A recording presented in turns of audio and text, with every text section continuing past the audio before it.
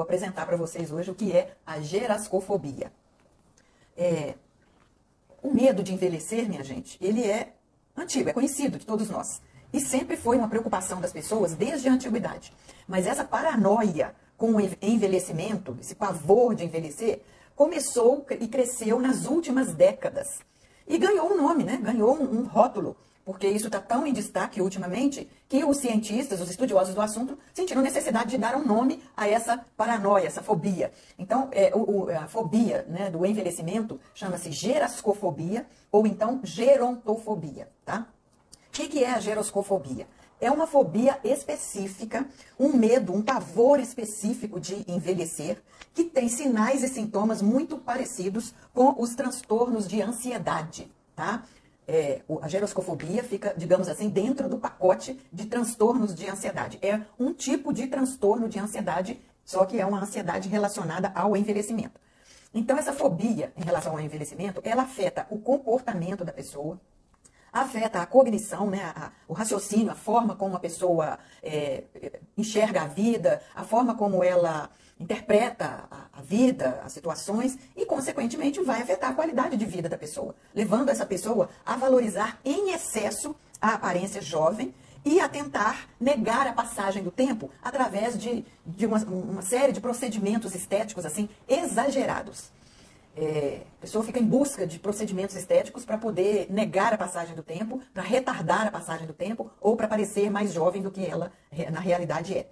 Tem uma pesquisa que foi feita pela Sociedade Real da Saúde Pública do Reino Unido, foi feita em 2018, e essa pesquisa mostrou que 40% das pessoas entrevistadas, olha só, entre 18 e 24 anos de idade, né, jovens, essas pessoas, 40% dessas pessoas entre 18 e 24 anos de idade, têm visões negativas sobre a velhice, tá? E, assim, isso é uma construção social, que eu vou falar sobre ela aqui daqui a pouco. Teve uma outra pesquisa, um outro estudo feito no Brasil pela Pfizer, que é um laboratório farmacêutico bem conhecido nosso aqui, foi feita em 2015. Essa pesquisa mostrou que 90% da população brasileira tem medo de envelhecer. Não estou dizendo, gente, essa pesquisa também não diz que 90% da população brasileira tem gerascofobia. O medo de envelhecer, como eu disse, até um certo ponto ele é natural. Uma ansiedade em relação ao futuro, uma preocupação, até certo ponto é natural.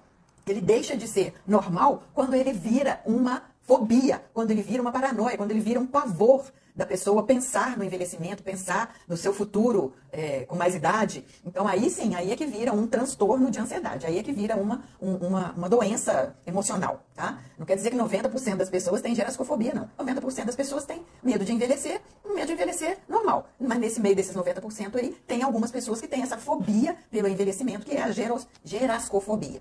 Então, gente, essas questões, essas visões sobre o envelhecimento são uma construção social, foram trazidas para nós, foram incutidas na nossa mente através da educação, através da mídia, através da instrução que nós recebemos. E hoje nós estamos vivendo muito mais do que antigamente. As pessoas estão com a expectativa de vida muito maior do que antigamente. Isso eu já falei aqui em outras lives. Então, isso que está acontecendo agora, com as pessoas vivendo muito mais do que antigamente, é uma situação sem precedentes. É uma situação que nunca houve na história. Então, é uma situação desconhecida para nós e nós ainda estamos nos adaptando a ela. E é natural que toda situação nova assuste, cause preocupação, cause angústia, cause ansiedade, principalmente quando é um assunto permeado por preconceitos e estereótipos e tabus, como é o caso do envelhecimento, né? A questão do envelhecimento aí está cheia de tabus e de estereótipos e de assuntos que não podem ser falados.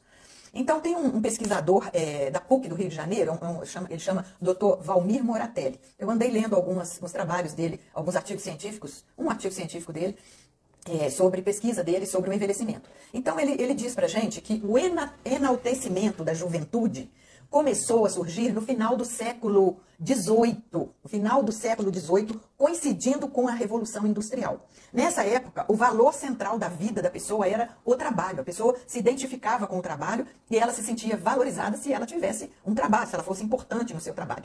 Então, a partir desse momento, a partir da Revolução Industrial, da chegada das máquinas para substituir o homem, a gente assistiu um momento em que as pessoas velhas, os corpos velhos, as máquinas velhas eram descartadas e substituídas por instrumentos, por máquinas, por aparelhos. Então essas pessoas velhas eram descartadas porque elas não tinham mais agilidade, não tinham mais capacidade de produção.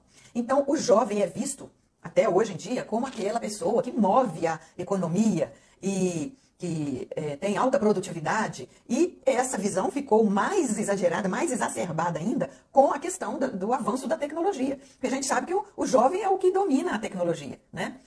Tudo que é moderno, tudo que é tecnológico está atrelado ao jovem e também está atrelado a valores capitalistas e valores de produtividade, né? Então, é natural, nesse cenário, a gente ter medo de envelhecer e ter medo de sofrer consequências, ter medo de ser marginalizado, de ser colocado no ostracismo, de ser colocado à margem, porque a gente não vai produzir mais e não vai poder gerar dinheiro para o capitalista. Então, a exigência de chegar bem à velhice, de acordo com esse padrão instituído para a velhice, né, um padrão idealizado, pode trazer graves prejuízos para nós. Porque aí a pessoa vai começar com uma busca frenética para atender esses padrões, né? Eu já falei aqui também, os padrões do ser velho. Você não pode fazer isso, você não pode fazer aquilo, você não pode, mulher velha não pode usar, mulher mais idosa, mais madura. Tem um padrão, você não pode usar a roupa X, você não pode deixar o cabelo comprido, que é feio. Mulher madura de cabelo comprido é feio, falam isso. Mas qual é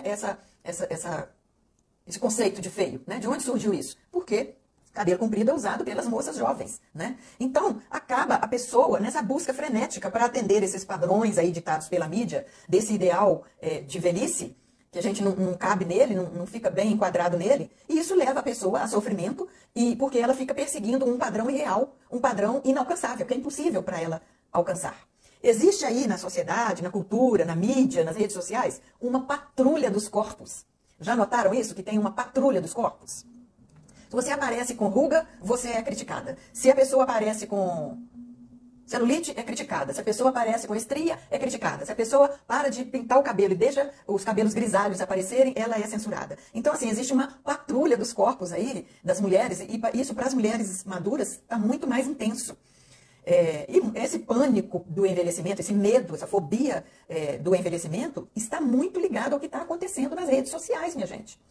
As redes sociais é um mundo de faz de conta, é uma válvula de escape que tenta burlar a noção de temporalidade que chega para todos nós. O tempo, a passagem do tempo vai chegar para todo mundo. Ninguém vai poder ser congelado, você não tem jeito de congelar o calendário para o tempo não passar para você. Todos nós vamos ter essa passagem do tempo e vamos chegar ao envelhecimento, né? Então, pasme, gente, pasme você. Vocês já viram esses filtros que tem no Instagram, tem, no Tico e Teco também tem, e outras redes sociais aí tem também, aqueles filtros que modificam a aparência da pessoa, põe cílios, põe batom, põe maquiagem, faz a pessoa parecer mais jovem. Então, o uso de filtro para melhorar a aparência está, assim, muito disseminado. Eu tenho colega, inclusive colega psicóloga, que não faz uma live de cara limpa. Olha, eu tô aqui de cara limpa, gente, não tô com filtro nenhum, não. Mas eu tenho colega que só faz live com filtro. Tá entendendo, gente? Ela só faz live com filtro porque o filtro modifica a aparência dela, fazendo ela parecer mais bonita, mais maquiada, mais nova. E eu tenho colegas que só fazem isso. E não é só psicólogo que faz isso, não tem muita gente aí na rede social que só aparece, só faz vídeo usando filtro, né? E as pesquisas estão mostrando que os jovens estão ficando muito dependentes desses filtros. Os jovens, 84% dos jovens, de acordo com uma pesquisa feita por uma empresa chamada Edelman Data e Intelligence, em 2020, ela fez essa pesquisa e concluiu que 84% dos jovens já estão criando essa dependência dos filtros. E naquele aplicativo aí, que tem muito adolescente nele, muito jovem nele, o Tico e Teco, que a gente não pode falar o nome correto aqui, né? Senão a gente vai ser banida. Tem um filtro lá chamado assim, como um adolescente. Então é um filtro que revive a aparência de adolescente da pessoa, a aparência dessa fase da vida da pessoa. E esse filtro tem sido muito usado lá no Tico e Teco. E no ícone lá desse filtro, já tem mais de 4 milhões de vídeos feitos com esse filtro. Então, assim, isso é uma coisa absurda, isso de 2020 para cá. Depois da pandemia, essa questão do uso de filtros parece que se exagerou muito mais, né? Então, gente, agora vamos ver a questão para as mulheres, como que é. Para as mulheres, os efeitos da passagem do tempo são socialmente muito mais cruéis, porque a cobrança para a mulher em relação à aparência, a formato do corpo, o peso, etc., é muito maior do que para os homens. Então, o efeito da passagem do tempo para a mulher, ele vai ser muito mais cruel. E o maior exemplo disso, vou citar uns exemplos aqui para vocês, vem da indústria do entretenimento. Por exemplo, em 1986, a atriz e cantora Cher tinha 40 anos de idade. E ela foi recusada para um papel porque eles disseram para ela que ela estava velha. Ela estava velha para o papel e não estava sexy para integrar o elenco do filme chamado As Bruxas de Eastwick.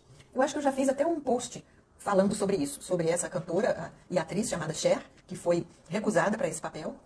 E algumas outras atrizes também que foram recusadas, eu fiz nesse post. Mas não encontrei ele hoje, está lá no meu Instagram, em algum lugar. Em 2015, uma outra atriz chamada Anne Hathaway declarou que estava percebendo que estava perdendo papéis com 33 anos de idade. Ela tinha 33 anos de idade. Que estava perdendo papéis para atrizes na faixa de 20 anos de idade. Porque a indústria cinematográfica estava considerando ela, entre aspas, velha para os papéis, né? E outro dado importante, gente. O Oscar foi criado em 1929. Já está quase completando 100 anos, né? Em 2029, completa 100 anos. Tem 90 anos, então, o Oscar. 90 e poucos anos. De lá para cá, desde que o Oscar foi criado, só 30 atrizes, 50 mais, receberam o prêmio. Olha, é muito pouco, né? É um prêmio anual. Nós temos esse prêmio do Oscar, ele é feito anualmente. E de lá para cá, só 30 atrizes, 50 mais receberam o prêmio. Agora, se a gente for olhar a estatística dos homens, 50 mais que receberam o prêmio, esse número está em dobro.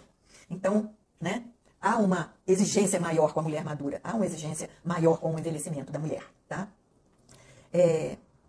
O que é crítico nesse papo que nós estamos tendo aqui hoje é que a mulher é sempre velha para alguma coisa. Existe a patrulha, né, dos corpos, a patrulha do envelhecimento alheio fala assim, ela é velha demais para usar aquela roupa, ela é velha demais para fazer tatuagem, ela é velha para namorar, ela é velha para viajar, para começar um trabalho novo agora. Tem essa cobrança muito forte em cima da mulher. Então nós estamos continuamente condenadas a um relógio biológico e o nosso confronto diariamente com as imagens corporais através das redes sociais, das selfies, das lives e das videochamadas, só piora esse problema. Só traz mais, acrescenta mais e mais cobrança sobre os nossos corpos, sobre a forma como envelhecemos, sobre a forma como nos vestimos, sobre a forma como nos comportamos.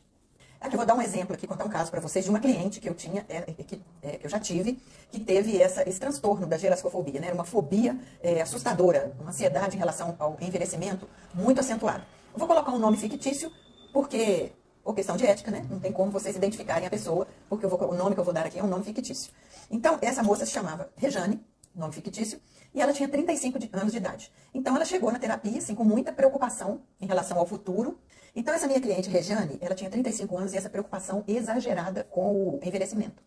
Com 35 anos, ela já chegou me falando que queria fazer uma cirurgia, que ela queria fazer uma mamoplastia, colocar uma prótese no peito, porque o peito dela ela estava achando já que o peito dela estava caído e precisava de uma prótese.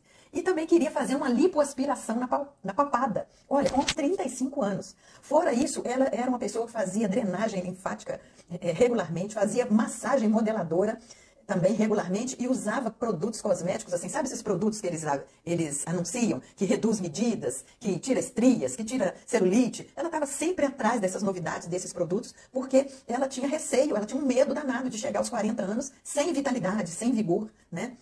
Então, assim, eu tive que trabalhar muito essas questões, essa ansiedade dela, tive que trabalhar também muito o histórico de vida dela, a forma como ela assimilou o conceito de envelhecimento. Ela tinha um péssimo conceito sobre envelhecimento, que foi passado a ela pela mãe, pelas avós, pelas tias. Elas sempre estavam apontando as questões negativas do envelhecimento, os aspectos negativos do envelhecimento, e nunca falavam das vantagens do envelhecimento, dos aspectos positivos, porque tem aspectos positivos no envelhecimento também, né? Então ela foi crescendo com esse pavor de envelhecimento, mas aí com a terapia ela foi melhorando, ela foi aceitando melhor a idade. E assim, 35 anos, gente, ela está no auge da idade, não tem que estar preocupada com isso, né?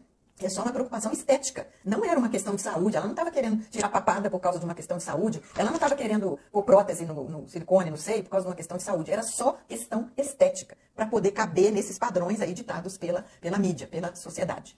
Agora, gente, para os homens, essa questão do corpo, da imagem corporal, do envelhecimento, da ruga, do cabelo branco, isso não pesa para eles. Eu já falei aqui numa live que a forma como o homem encara o envelhecimento é bem diferente da forma como a mulher encara o envelhecimento. Então, para o homem, as questões como solidão, dependência, medo da morte, medo de doença e medo da morte, falta de perspectivas no mercado de trabalho, essas é que são as preocupações do homem, né? Então, para eles, a possibilidade de ficar desamparado num momento em que ele precisa de apoio, em que ele precisa de suporte, é uma realidade difícil de encarar para eles. Eles não têm essa preocupação com a ruga, com o corpo, com o cabelo branco, com a estria, com a flacidez. Nada, não tem essa preocupação. É um ou outro que tem um pouco mais de vaidade. A preocupação deles maior é com essas outras questões que eu citei aqui para vocês. Solidão, dependência, medo de doença, medo da morte e falta de perspectivas no mercado de trabalho. Agora vamos falar da aposentadoria, porque a aposentadoria não fica fora dessa conversa não, tá?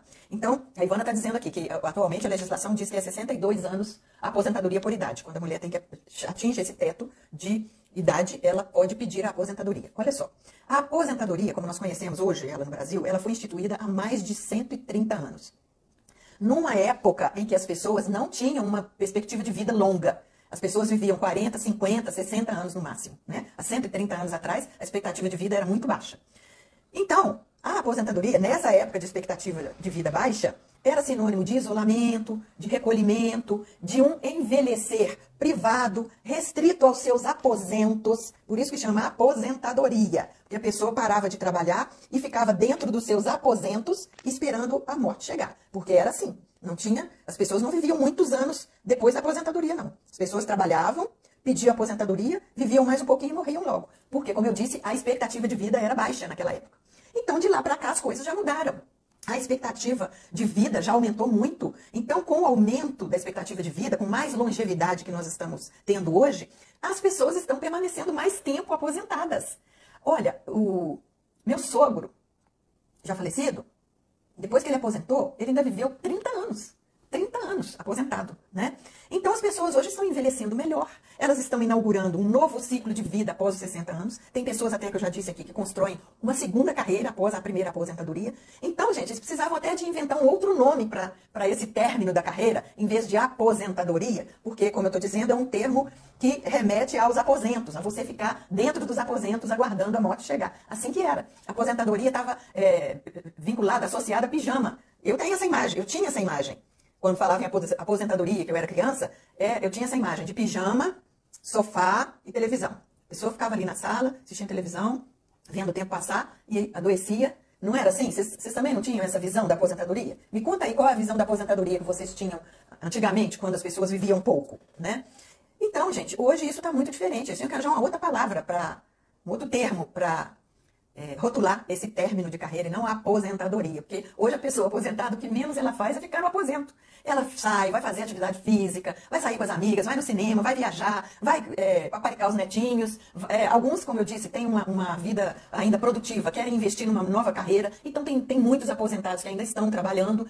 Então, gente, hoje essa palavra aposentadoria não cobre o que está acontecendo com as pessoas que já encerraram a primeira carreira. Então nós precisamos batalhar para desconstruir essa ideia retrógrada da aposentadoria associada a aposentos, pijama, televisão, sofá, né?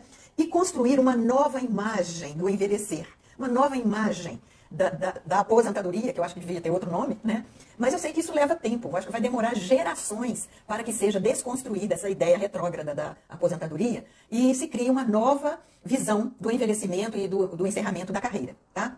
Mas então, vocês vão de me perguntar, o que a gente vai fazer, já que a gente não pode parar o tempo, parar o calendário, congelar o calendário, já que o tempo vai parar para todo mundo, o que a gente pode fazer, então, para não cair nesse transtorno da gerascofobia, para não cair nesse exagero, nesse pânico, nesse pavor de envelhecer, né?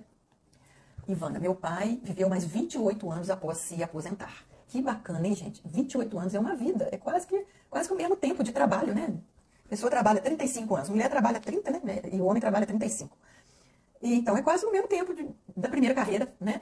Então, isso está acontecendo muito. Isso está acontecendo muito. As pessoas estão vivendo muito. Hoje mesmo encontrei com uma amiga na rua e falou, olha, a dona fulana de tal está com 105 anos de idade. Pessoas conhecidas nossas, do nosso relacionamento. A outra dona fulana já fez 100 anos de idade, já vai fazer 101 esse ano. E a outra fulana já tem quase 100. Então, assim, está muito comum isso das pessoas. Mulheres, todas que elas estavam falando, que a gente estava comentando, que ela estava falando comigo, são mulheres, do nosso círculo de conhecimento. E isso está acontecendo cada vez mais, as mulheres viverem mais, 90, chegando a 100 anos, né?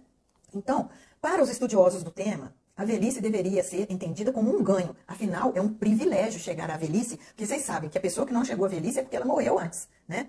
Então, é um privilégio a gente chegar à velhice com dignidade, num país tão desigual como é o Brasil, porque nem todos têm esse direito, nem todos têm uma assistência médica, nem todos têm acesso à previdência, a plano de saúde e às vezes não conseguem envelhecer com dignidade, não conseguem chegar ao envelhecimento porque morrem antes disso, né? Então vamos lançar um novo olhar sobre o envelhecimento para desconstruir essa ideia de solidão, de doença, de abandono, que essas ideias ruins, negativas que estão associadas ao envelhecimento. Então eu separei aqui 6 atitudes que a gente pode ter para construir um novo olhar sobre o envelhecimento e não cair nesse pânico da gerascofobia, né? Não cair nesse pavor. Então, a primeira atitude que a gente precisa ter é cobrar da sociedade falar sobre esse assunto abertamente, falar sobre o envelhecimento abertamente. Isso você pode cobrar na escola, onde você trabalha, na repartição pública, na empresa onde você trabalha, na sua igreja, no seu clube, no seu sindicato, na sua vizinhança, na sua família, nas suas amizades. Abra esse diálogo, abra essa fala sobre o envelhecimento, falando sobre todos os aspectos do envelhecimento, não só os negativos. Eu vejo que as pessoas ressaltam muito os aspectos negativos e falam muito pouco sobre os benefícios e as vantagens do envelhecimento. Hoje, as pessoas atingem o envelhecimento em muito melhores condições de saúde do que há 40, 50, 60 anos atrás. As pessoas estão ativas, estão produtivas e estão ainda em condições de realizar muitas coisas, muitos projetos e contribuir para a sociedade, para a família, para o mundo em geral, né? O envelhecimento, gente, é um processo individualizado porque cada um envelhece de uma forma. Cada um tem o seu próprio caminho de envelhecimento. Mas, ao mesmo tempo que ele é individual, ele é um processo também coletivo. É um processo coletivo. Nós não podemos esquecer da coletividade. E, diante da desigualdade social que nós temos no Brasil, nós precisamos também reivindicar políticas públicas que garantam a todas as pessoas envelhecer com dignidade, que garantam as classes sociais menos avantajadas, qualidade de vida, dignidade, tendo as suas necessidades atendidas, para que elas também possam chegar a 80, 90, 100 anos, tendo, né, assistência técnica, médica, medicamentos e hospitalização, plano de saúde, tudo que é necessário para um envelhecimento com dignidade, né? Então essa é a primeira coisa, falar sobre o assunto abertamente em todos os setores da sociedade, tá? Segunda atitude é o autocuidado, é você se cuidar além do espelho. Não queira parecer ter 30 ou 40 anos a menos. Outra vez, porque isso é impossível, isso não vai acontecer. Preocupe-se mais em ter saúde, um corpo funcional e mobilidade, porque é disso que você vai precisar no envelhecimento. Você vai precisar ter saúde boa, né? Suas taxas de glicose, colesterol, triglicérides, tudo controlado. Pressão arterial controlada, esse é o básico, né? Você vai precisar ter saúde. Você vai precisar ter um corpo funcionando para você ficar o mais autônoma e independente possível, por mais tempo que for possível. E você vai precisar de mobilidade. Por isso que a gente não pode parar de fazer exercício físico. Porque o exercício físico, feito com regularidade, comunica ao cérebro assim, olha, eu tô viva, eu quero viver, eu quero continuar vivendo. Aí o cérebro toma todas as providências para que você continue avançando e vivendo mais e mais. Agora, se você para o exercício físico, você está mandando para o cérebro uma mensagem assim, eu estou desistindo, eu estou desacelerando, eu estou parando, eu estou morrendo. E aí o cérebro vai também mandar providências para atrofiar, para involuir. Então, gente, não se preocupe com aparência, não se preocupe com rugas, com cabelo branco, com estria, com celulite, com flacidez. Preocupe-se com essas 3 coisas: saúde, corpo funcional e mobilidade. O resto que acontecer, que você ganhar aí, é bônus. Qualquer coisa de bom, se você estiver bonitinha, se você estiver com a pele lisinha, se você estiver sem rugas, é bônus, é um plus, é um extra que você está ganhando. Já falei 2 atitudes, né? Falar abertamente sobre o assunto e agora o autocuidado, o segundo. Agora o terceira atitude para a gente desconstruir essa imagem negativa da velhice e não cair na gerascofobia, né? No pavor do envelhecimento. É se despir, quebrar preconceitos e tabus e se conscientizar que nós temos condições de viver muito. Nós vamos viver muito. Eu vou viver muito, eu tenho certeza disso. Eu já estou mandando essa mensagem para o meu cérebro. Nós vamos viver muito mais do que nossos avós, com certeza. E envelhecer não é ruim, gente. É uma oportunidade de vida que a gente está ganhando. É um acréscimo de vida. É um plus, né? Um avanço em anos que a gente está tendo a mais. Então, vamos quebrar esses preconceitos a respeito do envelhecimento e contribuir para que essa imagem do envelhecimento seja mais positiva e mais realista, de acordo com o que nós estamos vendo na sociedade atualmente, tá? Quarta atitude é investir em autoconhecimento. Você precisa de autoconhecimento para você saber lidar melhor com as vulnerabilidades suas e com as mudanças do envelhecimento, com as exigências que o envelhecimento traz para todo mundo. Então você precisa cuidar da sua saúde, como eu já disse, pensar também na questão financeira, cuidar da sua renda, não ter... não gastar o seu dinheiro sem planejamento. Você precisa ter reservas financeiras para a sua velhice. Acho que isso é até um assunto muito interessante para falar, né, sobre reservas financeiras, planejamento financeiro para o envelhecimento é muito importante. Não seja leviana de gastar o seu dinheiro, suas economias, sem planejamento e sem deixar uma reserva para uma futura necessidade. Você precisa também trabalhar para construir relacionamentos significativos, se dispor a aprender sempre e buscar ou descobrir o seu propósito de vida. Porque quando você tem um propósito de vida bem estabelecido, bem ali na sua frente, você também norteia a sua caminhada e isso facilita a aceitação do envelhecimento. Você sabe que você tem uma missão aqui nesse mundo, você sabe para que você veio, você sabe onde você quer chegar, você sabe qual que é o seu propósito. Então isso ajuda você a fazer escolhas sensatas, escolhas adequadas aos seus valores e facilita você aceitar o envelhecimento com naturalidade. Quinta atitude: exercitar a arte de viver no presente. Curtir, desfrutar o que você tem para viver no presente. Né? Cultivar amizades, se dispor a novas experiências, ver as mudanças positivas do envelhecimento, não só as negativas. Não fique dando destaque, colocando o holofote só nas perdas que a gente tem no envelhecimento. Porque a gente tem perdas no envelhecimento, mas a gente tem ganhos também. Então, as pessoas põem a lanterna, põem o foco, o holofote só nas perdas. Não põem o foco só nas perdas, põem o foco nos ganhos também, tá? O que é que nós temos de ganho com a passagem do tempo? Nós temos mais experiência de vida, nós temos mais segurança, nós temos mais serenidade, a gente não tem mais pressa para nada, porque o que não tem solução, resolvido está, né? A gente aceita melhor as circunstâncias da vida, porque a gente não tem mais aquele desespero da juventude de querer controlar tudo, de ficar se preocupando com a opinião alheia, de ficar se comparando e querer ser igual a outra pessoa. Para mim, tudo isso é ganho do envelhecimento. E você vê ganho no envelhecimento? Me fala aí, põe aí no comentário qual o ganho que você enxerga com o envelhecimento. Eu tenho certeza que você enxerga ganhos. Então nós precisamos viver conscientes da nossa finitude. Você tem que conhecer também os seus valores de vida. Você precisa conhecer seus valores de vida, aqueles valores que norteiam, que é a bússola da sua vida, dos quais você não abre mão, né? Você tendo esses valores em mente, você também vai facilitar a aceitação do seu envelhecimento, né? Não vai ser o envelhecimento que vai fazer você abrir mão dos seus valores. Pelo contrário, os seus valores vão nortear o seu envelhecimento também. Uma liberdade espetacular, né? Porque você já não importa mais se o rio corre para cima, se corre para baixo, se a opinião alheia é favorável, se é desfavorável, se você tem que se comparar com outra pessoa, se você tem que competir com outra mulher. Nada disso importa mais pra gente. Com certeza, saúde é um valor. Saúde é um valor que eu, por exemplo, não abro mão. Eu não abro mão de cuidar. É um dos meus valores de vida. Eu não abro mão de cuidar da saúde. Não abro mão. Não troco por nenhum outro valor, né? E a sexta atitude, para finalizar aqui, é a psicoterapia. Se você percebe que está tendo muita dificuldade de lidar com o envelhecimento, se você percebe que está tendo muita dificuldade de aceitar as limitações que o envelhecimento impõe, as mudanças, as restrições, as adaptações que você tem que fazer ao envelhecimento, procure um profissional para fazer uma psicoterapia, porque a psicoterapia pode te ajudar a amenizar os efeitos emocionais do envelhecimento. E é algo que a gente tem que encarar, gente. É inevitável. Vai acontecer para todo mundo. Então, se você percebe que sozinha não está conseguindo ter essa serenidade, essa calma, essa tranquilidade, essa curtição do momento, esse desfrute do momento atual, procure ajuda profissional, porque você pode ter essas preocupações, essas ansiedades, essas angústias diminuídas consideravelmente e você vai encarar o seu envelhecimento de uma forma mais leve, mais agradável.